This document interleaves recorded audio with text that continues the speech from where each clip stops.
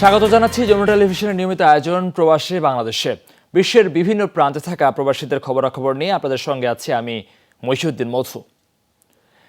দীর্ঘ ৯ বছর পর পর্তুগাল আওয়ামী লীগ শাখার ত্রিবার্ষিক সম্মেলন অনুষ্ঠিত হয়েছে। পর্তুগালের রাজধানী লিসবনে অবস্থিত বাংলাদেশি মালিকানাধীন টার্কিশ রেস্টুরেন্টে আয়োজিত হয় এই সম্মেলন। প্রধান অতিথি ছিলেন ইউরোপীয় আওয়ামী লীগের সভাপতি এম নজরুল ইসলাম। বিশেষ অতিথি ছিলেন পর্তুগাল আওয়ামী লীগের সাবেক প্রতিষ্ঠাতা সভাপতি জনাব রফিকুল্লাহ মুন্সি। প্রধান বক্তা ছিলেন সাধারণ সম্পাদক মুজিবুর রহমান। অনুষ্ঠানটি সভাপতিত্ব করেন কমিটির সাবেক সভাপতি জহিরুল আলম জসিম। পরিচালনা করেন পর্তুগাল আওয়ামী লীগের সাবেক সাধারণ সম্পাদক জনাব শওকত ওসমান। সম্মেলনে আগামী ৩ বছরের জন্য পুনরায় সভাপতি নির্বাচিত হন সংগঠনের সাবেক সভাপতি জহিরুল আলম জসিম। সাধারণ সম্পাদক নির্বাচিত করা হয় কমিটির সাবেক ভারপ্রাপ্ত সাধারণ সম্পাদক দেলোয়ার হোসাইনকে। কানাডার মন্ট্রিয়েল শহরে বিপুল উৎসাহ উদ্দীপনা অনুষ্ঠিত হয়েছে বার্ষিক বাংলা মেলা। মেলার আয়োজন করে কানাডা বাংলাদেশ সলিডারিটি। মন্ট্রিয়েলের পার্ক এক্সটেনশনের হাওয়ার্ড পার্কে অনুষ্ঠিত মেলায় যোগ দেন বিপুল সংখ্যক প্রবাসী বাংলাদেশি। এছাড়া মেলায় উপস্থিত ছিলেন বিভিন্ন দেশের কমিউনিটি সদস্যরা। সাবেক বার্ষিক বাংলা মেলার সার্বিক তত্ত্বাবধানে ছিলেন সংগঠনের সভাপতি জিয়াউল হক জিয়া। পরিচালনা করেন শামসাদ রানা। মেলায় ছিলেন মনোজ্ঞ সাংস্কৃতিক অনুষ্ঠানের আয়োজন, যেখানে স্থানীয় শিল্পীদের পাশাপাশি ছিল বাংলাদেশের শিল্পীরাও। বাংলা মেলায় মিডিয়া পার্টনার ছিল যমুনা টেলিভিশন।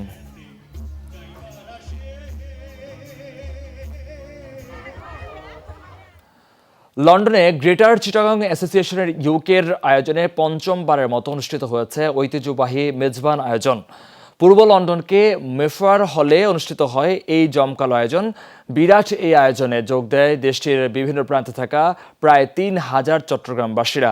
মুহূর্তে তা পরিণত হয় প্রবাসীদের মিলন মেলায়। মেজবানি খাবার সহ অনুষ্ঠানে পরিবেশিত হয় দেশীয় সব খাবার। অনুষ্ঠানে নজর কেড়েছে মনোজ্ঞ সাংস্কৃতিক অনুষ্ঠানটি সঞ্চালনা করেন সংগঠনের বর্তমান কার্যকরী কমিটির প্রেসিডেন্ট আখতারুল আলম ও সেক্রেটারি ওসমান মাহমুদ ফয়সাল। বক্তব্য রাখেন বাংলাদেশের সাবেক ব্রিটিশ হাইকমিশনার আনোয়ার চৌধুরী ও সংগঠনের প্রতিষ্ঠাতা সভাপতি ও trustee chairman Monowar Hossain, charity fund raiser Daribul Islam Chowdhury ও সাবেক সভাপতি ইসাক চৌধুরী সহ আরও অনেকে। জমকালো সাংস্কৃতিক অনুষ্ঠানের সঞ্চালনা করেন মোহাম্মদ কায়সার, মাসুদুর রহমান, শহীদুল ইসলাম সাগর, নুরুন নবী আলী ও মিফতাহুল জান্নাত। অনুষ্ঠানে অংশ নেন জনপ্রিয় সব শিল্পী। সবার মধ্যে একটা সম্পৃক্ততা, সবাই 10 বছর 5-10 বছর ইভেন 30 বছর পরও নিজের আত্মীয় স্বজন বন্ধু বান্ধবকে খুঁজে পাই। এই কারণে আসলে আমাদের গ্রেটার চট্টগ্রাম অ্যাসোসিয়েশন থেকে এটার আয়োজন। আর চট্টগ্রাম উৎসব তথা মেজবান আর এবারের মেজবান খুব সাকসেসফুল হয়েছি। সফলভাবে এইবার পঞ্চমবারের মতো মিলন মেলা, চট্টগ্রাম ফেস্টিভ্যাল, সাংস্কৃতিক অনুষ্ঠান এবং ঐতিহ্যবাহী মেজবান করতে যাচ্ছি। লেবাননে শাহজালাল প্রবাসী সংগঠনের 3টি শাখা কমিটির অভিষেক অনুষ্ঠানের আয়োজন করেছে সংগঠনটি। গত সপ্তাহে দাওরা সিআইটি কলেজের অডিটোরিয়ামে ছিল এই আয়োজন। অনুষ্ঠানে উপস্থিত ছিলেন সংগঠনের 3টি শাখা জালা, জলদীপ, এস্তেলিয়াস ও নাহারের মৌথুরের সদস্যরা। অনুষ্ঠানে সভাপতিত্ব করেন জালা জলদীপ শাখার সভাপতি মুকাদ্দির মিয়া। প্রধান অতিথি ছিলেন সংগঠনটির প্রধান উপদেষ্টা জিয়াউল হক। বক্তব্য রাখেন খালেদ আহমেদ, মুজিবুর রহমান, খসরু আলম, বাহারাম খান ও আব্দুল মান্নান সহ আরও অনেকে। অনুষ্ঠানটি যৌথভাবে সঞ্চালনা করেন আব্দুল হান্নান ও রুমেল আহমেদ। অনুষ্ঠান শেষে ছিল দোয়া মাহফিলের আয়োজন। অনুষ্ঠিত হলো জাপান দূতাবাস আয়োজিত মাঙ্গা ওয়ার্কশপ। বিকেলে রাজধানীর বারিধারায় এই ওয়ার্কশপ পরিচালনা করেন মিসেস হারাদা মিদৌরি। এতে অংশ নেন বিভিন্ন বয়সী শিশু ও কিশোর। মিসেস হারাদা মিদৌরি পকেমন কার্টুনের বিভিন্ন চরিত্র আঁকার জন্য বিখ্যাত। বাংলাদেশে তার এটি প্রথম সফর। অনুষ্ঠানের প্রধান অতিথি ছিলেন ঢাকায় নিযুক্ত জাপানের রাষ্ট্রদূত ইওয়ামা কিমোনোরি। তিনি বাংলাদেশে আসার জন্য শিল্পী মিদৌরিকে ধন্যবাদ জানান। বলেন, জাপানি অ্যানিমেশন ও মাঙ্গা বাংলাদেশের তরুণদের কাছে ব্যাপক জনপ্রিয়। শিল্পচর্চা বিনিময়ের মাধ্যমে দুদেশের সম্পর্ক আরও গভীর হবে বলেও আশাবাদ জানান জাপানের রাষ্ট্রদূত। অনুষ্ঠানের শুরুতে 6 জন কসপ্লেয়ার পারফর্ম করেন। Very popular all over the world, and especially So many manga fans. জাপানি অ্যানিমে ও মাঙ্গা বাংলাদেশের তরুণদের কাছে ব্যাপক জনপ্রিয়। শিল্পচর্চা বিনিময়ের মাধ্যমে দুদেশের সম্পর্ক আরও গভীর হবে। Associations. And so গেল সপ্তাহে অপরিবর্তিত ছিল মার্কিন ডলারের দাম, সর্বোচ্চ 118 টাকায় হাত বদল হয় সপ্তাহ জুড়েই। এ তথ্য জানিয়েছে এনসিসি ব্যাংক। তবে বেড়েছে ব্রিটিশ পাউন্ডের দর। বুধবার পাউন্ড লেনদেন হয় সর্বোচ্চ 152 টাকা 7 পয়সা, আর রবিবার সর্বনিম্ন দর ছিল 151 টাকা 80 পয়সা। তেমন পরিবর্তন ছিল না ইউরোর দরে। বৃহস্পতিবার সর্বোচ্চ 128 টাকা 80 পয়সা দরে বিনিময় হয়। মঙ্গলবার সর্বনিম্ন দর ছিল 128 টাকা 58 পয়সায়। পরিবর্তন নেই অস্ট্রেলিয়ান ডলারের দামেও। বৃহস্পতিবার সর্বোচ্চ দর ছিল 80 টাকা 71 পয়সা, সর্বনিম্ন ছিল 80 টাকা 51 পয়সা, আর 25 টাকার মধ্যেই লেনদেন হয় মালয়েশিয়ান রিঙ্গিত।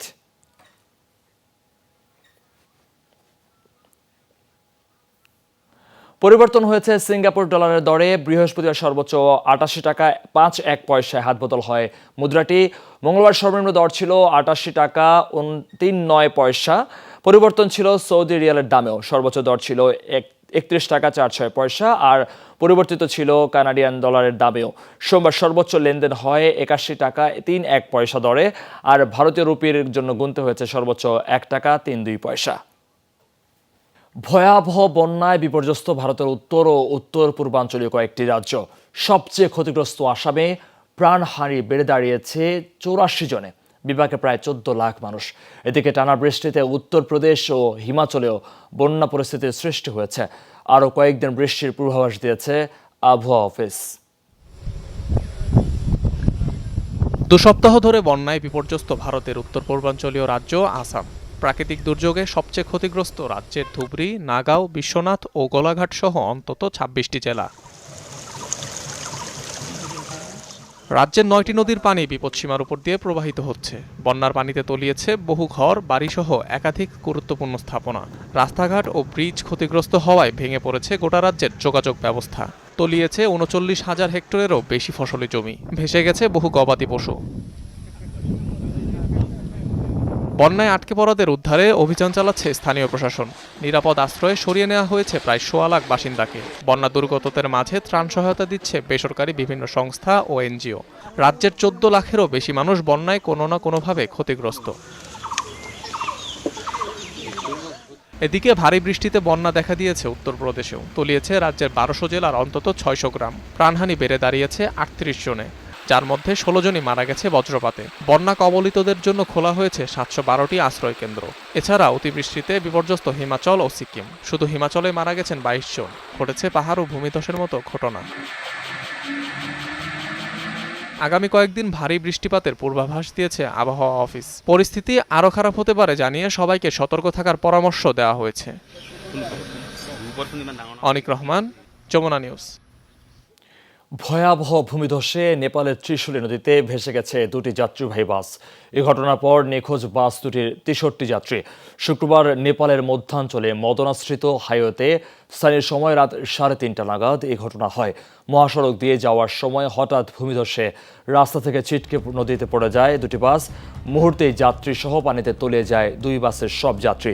এর মধ্যে 3 জন আরোহী বাসের জানালা দিয়ে পানিতে লাফ দেয়, পরে তাদের উদ্ধার করা হয়। ভয়াবহ এই ঘটনার পরেই শুরু হয়েছে উদ্ধার অভিযান। তবে এখনও কাউকে জীবিত উদ্ধার করা যায়নি বলে জানিয়েছে কর্তৃপক্ষ। আশঙ্কা, নিখোঁজ যাত্রীদের কেউই বেঁচে নেই। মর্মান্তিক দুর্ঘটনায় শোক প্রকাশ করেছেন নেপালের প্রধানমন্ত্রী পুষ্পকমল দাহাল। দর্শক, এই ছিল প্রবাসী বাংলাদেশে। এতক্ষণ সাথে থাকার জন্য ধন্যবাদ আপনাদের সবাইকে।